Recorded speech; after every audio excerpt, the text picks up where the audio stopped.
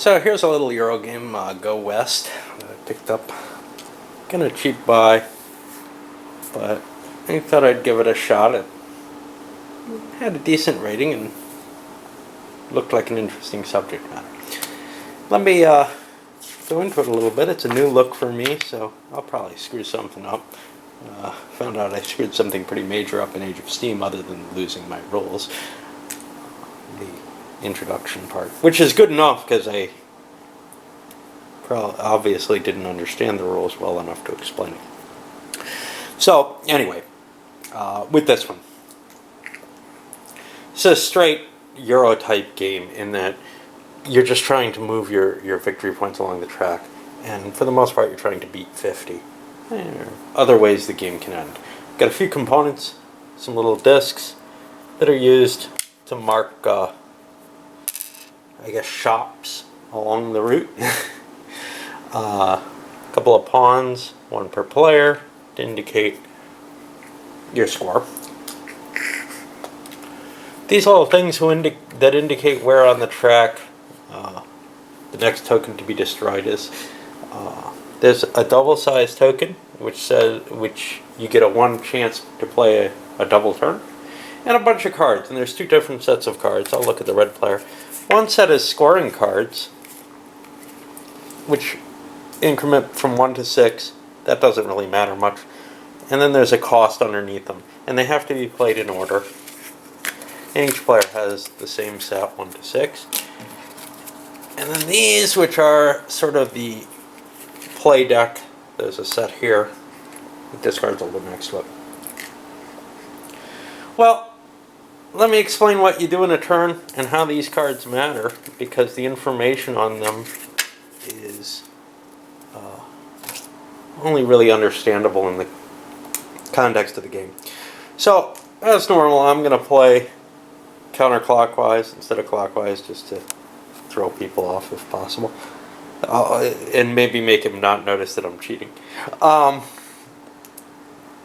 Okay, and on your turn,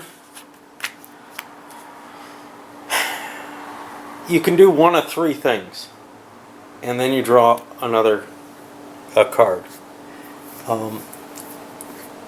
Those 3 things are either play one of these basic action cards, which I'll explain very shortly, claim a score, which involves playing one of these, or sell one of your action cards back for counters. Now,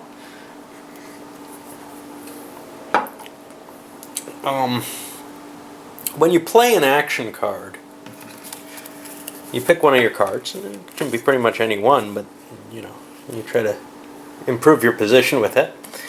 And let's take one that has a lot of information on it. The first thing you have to do is you have to pay this many coins. Okay, where are my coins? Well, they're these little discs, among other things. And you just drop them in the bank or whatever. You put them away from you, equal to the card. So for example, this would cost you 5 to even play. If you don't have 5, you can't play.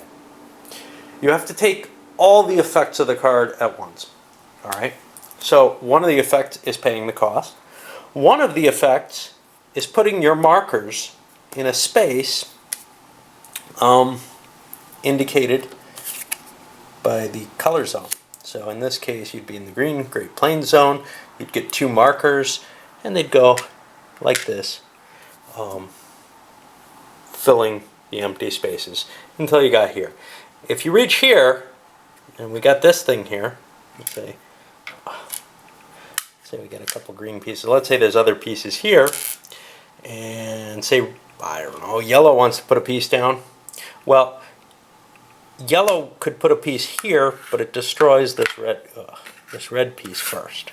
Okay, and so the composition of the different pieces that are up there and their order is changing continuously. You'll see how that works. I'll see how it works too, since I've never played before. Alright, so that's one of the things. Now some of them have like a little plus on them. What the hell does that mean? Good question.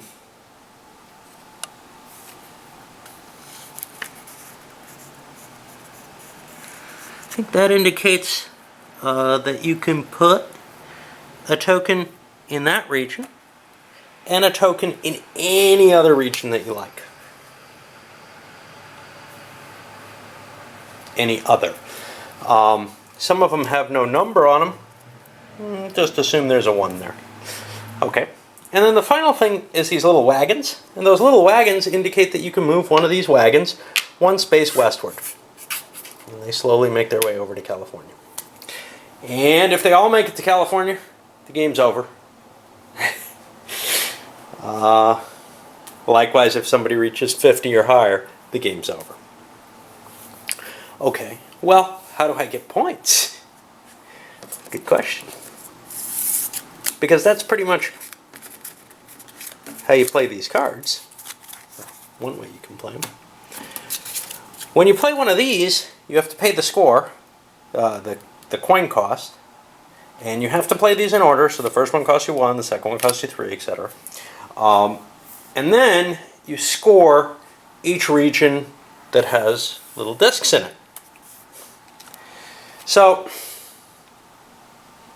you can only score as many discs as there are wagons in that region. You can only sell stuff at a profit to the people who are there trying to travel across. So if there are at least as many wagons as there are discs, everybody gets a point. But if there aren't as many wagons as there are discs, the person who has the most discs in an area, in a region, so if we had, oh, I don't know. Let's make things a little complicated. Say we had this, and there were just 2 wagons there. This is not a wagon. These are wagons. If there were 2 wagons there, only the first 2 discs would count, so only red would get points off of that. If there were 4, well, red would get 3, green would get 1. I'm not sure how ties are handled in that case. And that's kind of an interesting question.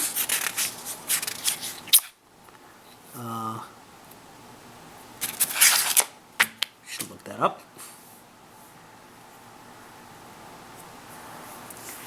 If there's a tie, it goes in chronological order, which is to say the person nearest to being destroyed will get their points first. So if we had this situation and there were 2 here, then only red would get the points. What happens here? I would say red gets a point, green gets a point. Not sure if that's absolutely correct, but that's what I think the rule is intended to say. Not that the red gets all of them for being first. Okay. What else is there in the game? Not a lot. You have one other action you can take, which is to sell a card. You can sell. So remember, you're paying for the cards by putting them discs over here, and you're paying for your scorecards by putting discs over here. Well, you're going to run out of discs. So the way around that is you can discard a card and get that many discs back. And some of the cards may not have a disc cost, or might have a low one, in which case selling that card might not be a terribly valuable thing to do. On the other hand, I don't know, you gotta make your decision when it happens, right? Okay, so that's about it. And I think we might as well do the first round of this before I load things up. See what happens. So, no point in scoring until I've done stuff. Let's look at red's choices.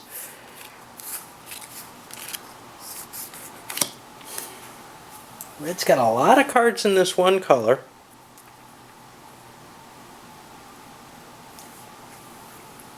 Oh no, these are 2 different colors. Okay. They got a lot way west.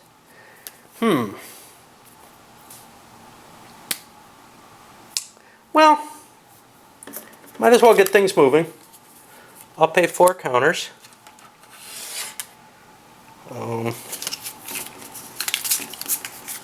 Let's just go here. And that gets me all of one token here, but I get to move 3 wagons in there. Great card? No, not particularly. Now I get to draw a new card, and it becomes green's turn. And green also is not going to score. They would only perhaps be benefiting red. So they'll look at their cards. And this looks kind of good.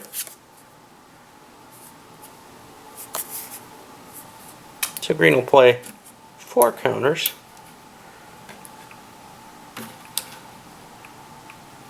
Yeah, they get 2 in the purple area. They don't get to move any wagons though. Hey, shit happens, right? And they'll get a card. If I can stack their cards back together. And I'm not going to worry too much about what it is. It's not like you can do anything during someone else's turn, right? So now we're on blue. And obviously, again, they don't want to score. They look. They got a lot of stuff they can do that doesn't really help them much. Tokens in green, I guess. Yeah, they'll pay for that. They don't really want to let somebody get score when they can't. So they'll pay 5 for this. This is really hard one-handed. These cards don't slide together as nicely as, you know, poker cards might.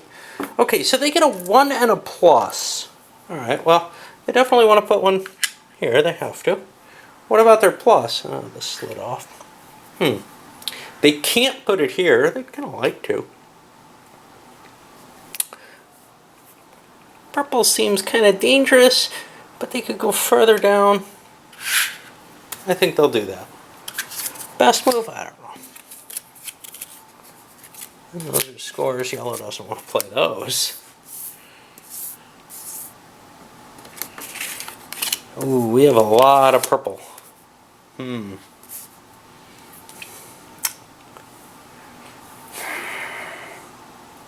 Well, that seems kind of nice. I think I'm going to actually play this one. It cost me 5 coins. And I get to put... Where did I put that? Shit. I lost my card. That's there. Yeah, that's this one. They get to put 2 of these down and move a wagon. And right now, if yellow score, if a score happened, green would get the points for this area. So there's kind of this feeling of, gee, I don't know if I really like where these points are going. Now, can I use my points for anything?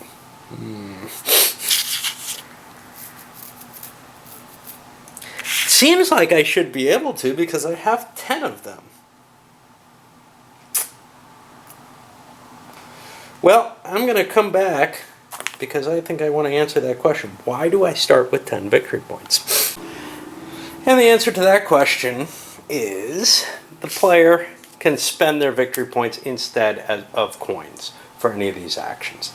That's not terribly valuable, except say you have a high cost card and you're very close to the amount of coins, you don't want to have to sell a card to do the action. Spending maybe 1 victory point on a high cost card that has a high profit could be of value. What I'm going to do is I'm going to play with the hands face up, and I'm just going to keep playing because I see almost no value to trying to walk away from turns in this game, i.e. to stop playing. So red right now can't get a lot of points with what they're holding, so they don't want to play a scorecard, and I'll turn those up too. Might as well. Alright, so, and I'll just try not to remember what other people have as I'm passing through. So they're going to want to push into the red area. they'll spend 5, or I'm sorry, into the green area. Get 2 tokens there, and they get to move a train. They'll do so. They get a card, and they get another purple area card. And I have this fear that all my players will make no money whatsoever. Like, they'll never make points, because I'll always be trying to improve my position. Okay, what about green? Green is looking and saying, well, I could put some more purple down. Right now I can score a point for a coin. I don't know how valuable that is. How about I just play this free card to push something in there?